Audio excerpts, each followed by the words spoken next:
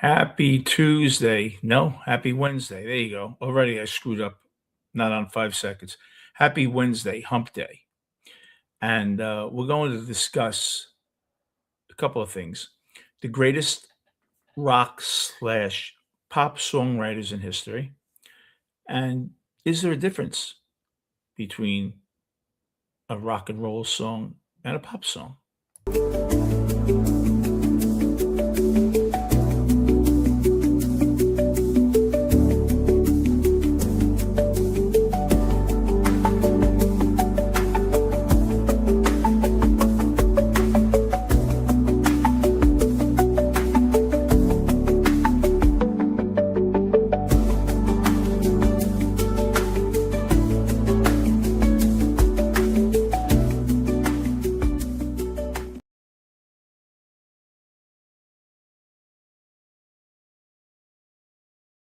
I've been getting a lot of lagging. It must be the Wi-Fi. I'll have to check that out. But rock versus pop. What is rock? What is pop? Were the Beatles rock and roll? They're in the Rock and Roll Hall of Fame. Rock burst in right through the door, the music scene in the 50s. And it challenged what was going on, the status quo of jazz. The genre was raw, electrifying in force. It grabbed the angst of a new generation. Chuck Berry, Little Richard led the charge on horses, bringing an intensity that resonated deeply with young audiences. Rock wasn't just about music, it was a statement, a rebellion against societal norms. Kids didn't want to be their parents anymore. It became the voice of youth expressing emotions that words just couldn't articulate. The rebellious spirit laid the foundation for some of the most enduring legacy. So it wasn't a genre, it was a movement. And to this day, it still is. The 60s and 70s now marked rock's music's golden era. Rock music really took on a form and a shape. It transcended the realm of music to influence culture at large. Look at Woodstock, a symbol of peace and music. And we still hear about Woodstock. Rock became the soundtrack, not to your life, but a social change. It echoed in every song musically the Vietnam War. It was powerful. It influenced fashion, politics, shaped the entire generation's identity. From the Beatles to the Rolling Stones, they became cultural icons. To this day, they are. Their music was synonymous with revolution. John Lennon even wrote one named Revolution. Now, although the world has changed a great bit, the impact of rock during the period remains constant with the transformative power. And I think that's definitely from dominance to a niche. Maybe it's as times passed, the dominance began to wane. New technologies, the internet, changed music production. It gave more of a rise to diverse genres. Rock was still loved, but it became one of many voices in the landscape. You had a choice now. The shift doesn't spell, I don't think, the end of rock. Rather it's evolved. The genre is splintered into various subgenres. Indie rock, right, to post-punk. Rock lives on, although the spirit has changed a bit. So what's the difference?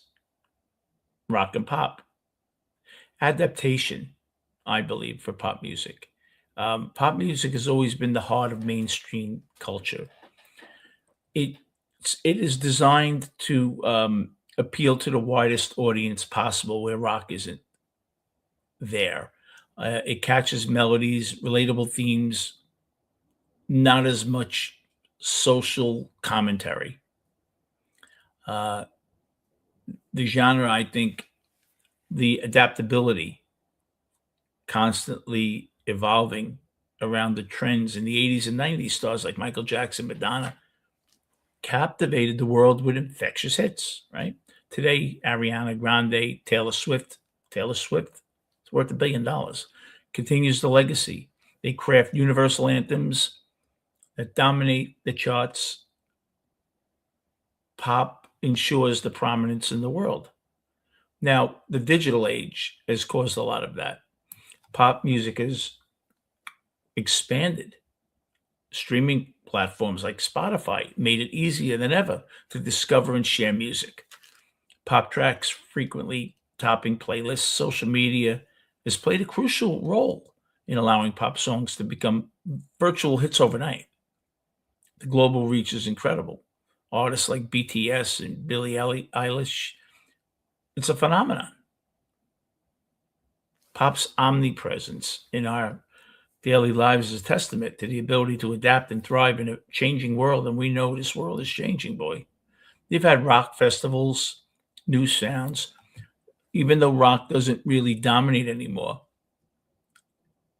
it continues to draw massive crowds, vibrant crowds. Bands like the Foo Fighters and Arctic Monkeys keep rock alive. Uh, the rise of hybrid genres, and you have blurred lines sometimes when you have that. The lines between rock and pop are very blurred. Many artists embrace both. Um, Bands like 21 Pilots, 1975, exemplifies this trend. They appeal to a broad audience, offering someone everything. Technology has really shaped it also. Uh, it influences how we create it. Digital platforms, the music production has changed. Great tech means a great song. Well, not necessarily, but a bad song is going to sound better than it would have 30 years ago.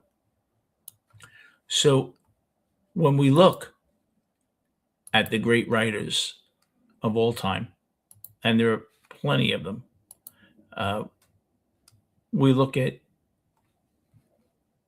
who has affected our lives, right? Now, the best songwriters, hold on for 1 second. Uh, Sorry.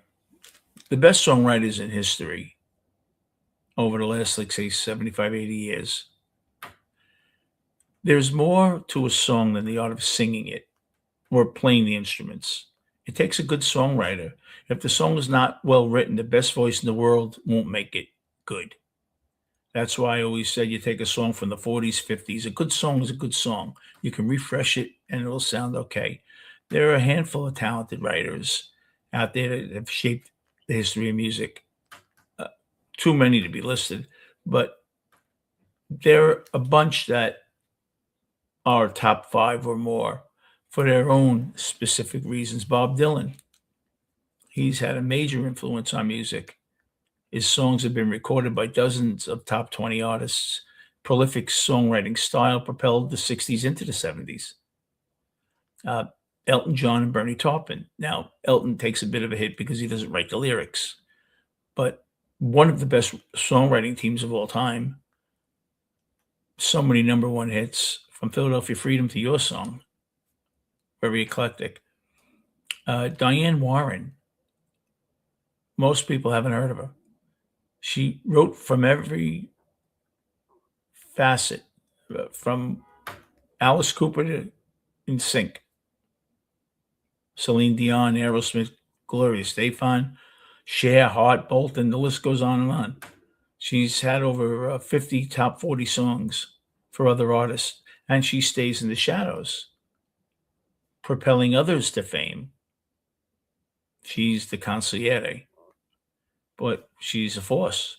Prince was a legend with the pen. He wrote and arranged songs not only for himself, Cyndi Lauper, Stevie Nicks, Sheena Easton, Madonna, the Bangles, the list goes on. Prince was a genuine songwriter and a great musician. Paul McCartney, both in the Beatles and Wings, his songs were pretty much unmatched. John Lennon, he wasn't as polished with both sides of the fence. Wordsmith, absolutely. Musician, McCartney was more melodic. But if there wasn't a Lennon, stuff would have been bleak. You wouldn't have had that march with Give Peace a Chance, Imagine. Amazing, right? Ian Anderson of Jethro Tull has had over 23 studio albums, 300 songs, and 3 solo songs. And prog rock, folk rock, hard rock arenas, he's sold out. Heavy metal, mixed genres. He's been recorded by other artists, and you would never believe it was him that wrote them. 44-minute song, thick as a brick. Carole King, most prolific woman songwriter, I think, ever. Started writing in the Brill Building with Neil Sedaka and all them. Finally recorded on her own after writing for everyone else. And Tapestry was a very important movie song, even though it wasn't in a movie. It was, everyone that listened to that album can believe they're in a production. Their life was on screen in front of them. All the songs resonated. David Bowie, a monster writer. Fame, Ziggy Stardust, Space Oddity, Heroes, Cat People. He even collaborated with Queen for Under Pressure. And that'll bring me to Queen. Freddie Mercury and Brian May of Queen.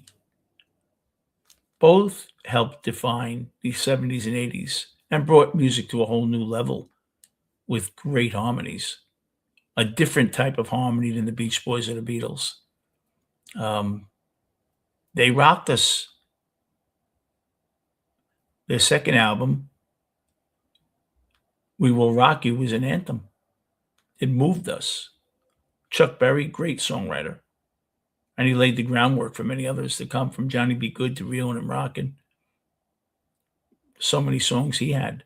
Harry Chapin, who died very young. He wrote great story songs. It's like a storyboard turned into a song. Cats in the Cradle, A Better Place to Be, Taxi. Wonderful, wonderful storyteller. And songs were his medium. You could probably sit with, if he ever read a book to you, he was just a great storyteller. Robin Gibb wrote most of the Bee Gees songs, along with his brothers, Barry and Maurice. But they wrote for so many that you wouldn't realize. A dozen number ones. Islands in the Stream, Kenny Rogers and Dolly Parton. That song crossed genres in 1983. A country song pretty much went number 1 on Billboard Top Pop. Destiny's Child, Barbra Streisand. 9 number 1 hits for the Bee Gees. People don't realize how successful they were. And they changed their personality a few times. Roger Waters and Dave Gilmour of Pink Floyd. Some of the most memorable songs in prog rock history. The Wall double album is a masterpiece of arrangements. The Final Cut and Wish You Were Here. George Harrison, Here Comes the Sun. one of the most streamed songs in history, mostly propelled by his Beatle fame, and he became a better writer toward the end of the Beatles when he was given the opportunity to do it. John Fogerty, Creedence Clearwater Revival, had a career that spanned many, many years, and he was the heart and soul. Paul Simon, still remembered for Simon and Garfunkel, Chad and Jeremy, The Seekers, and others. Joni Mitchell really started it out. Her songs are like poetry. I'll give you someone else. Marianne Faithfull, who did a lot of covers. And she was Mick Jagger's partner for a few years. She ended up becoming homeless and bad heroin problem, but she was very, very good and looked at as a top-notch, wonderful voice and was terrific. Michael Jackson with his string of hits. You could read his lyrics and think possibly that he had dancers in his head really while the pen was rolling, so were the dance numbers. He was The Way You Make Me Feel, Billie Jean. Great writer. Brian Wilson. He wrote for Glenn Campbell, Jan and Dean, and of course the Beach Boys. A genius. More of a musical genius than a lyrical genius. But he did write God Only Knows, which was Paul McCartney's favorite song. But the music just was in his head. Now, you have honorables. Max Martin. He's a Swedish songwriter. He wrote many of the songs for Britney Spears, Celine Dion, Backstreet Boys, Taylor Swift. And he writes annoying songs. People feel that it's sassy and annoying, the words. Poppy without meaning.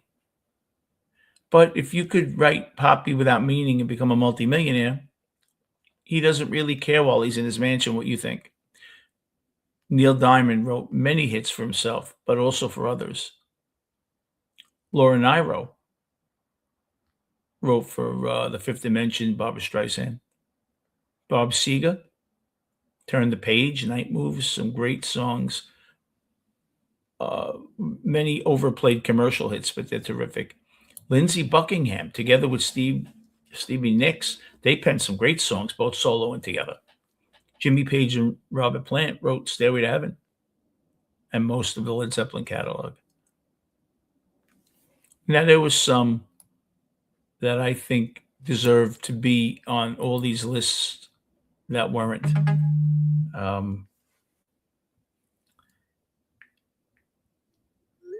Barry Manilow,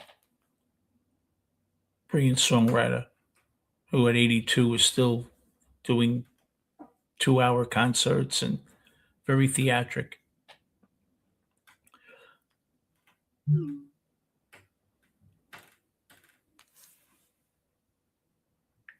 He reminds me of a very talented Peter Allen, who I believe was Liza Minnelli's brother.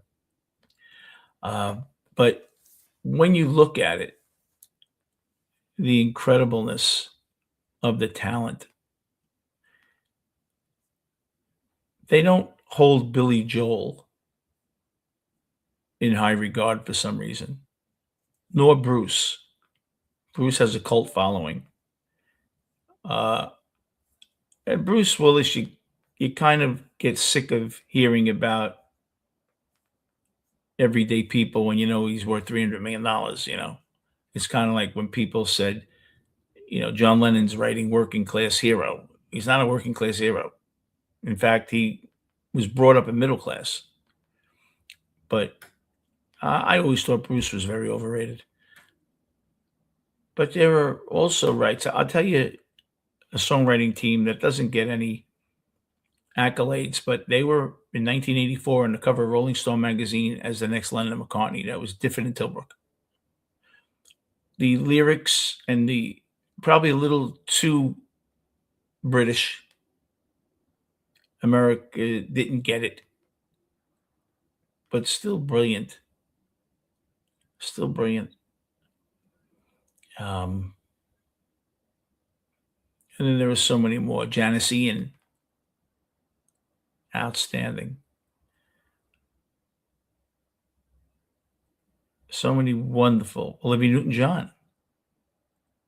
You can't list them all. But for the most part, these people have added Richardson Jagger. You can't count on two hands the music industry's icons that have affected your life. Because very often there'll be a song that really resonated with you, and it was a song from a band that it wasn't even a top writer or not recognized as one of the greats. Look at Ray Davies of the Kinks. Brilliant, ahead of his time. Doesn't get the respect as others. Peter Frampton. I think sometimes when you are considered a great musician, you lose it a little. Eric Clapton. You lose the lore of being the great songwriter because you're looked at as a musician. And that really is sad. But you have so many great musicians. Who do I think the best were? It depends what you like. If you like self-confessional writers who talk like Janis Ian at 17, John Lennon,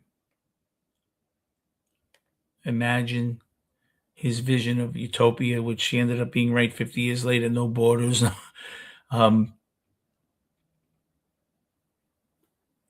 Great songs. Layla, which was an experience. Ray Davies was in a bar, saw a girl that he thought was really cool until early in the morning. The lights came on at a 5 o'clock shadow. It was a guy. There were so many great stories behind great songs. And usually there is something to it.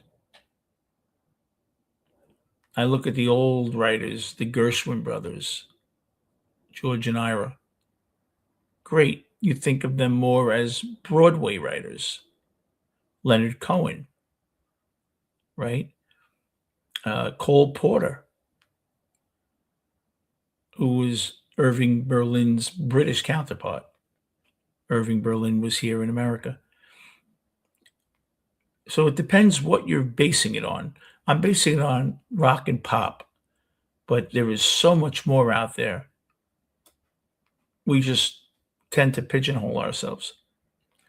So, with that being said, who is yours? I'd love you to leave a comment when you watch this and let me know what you think.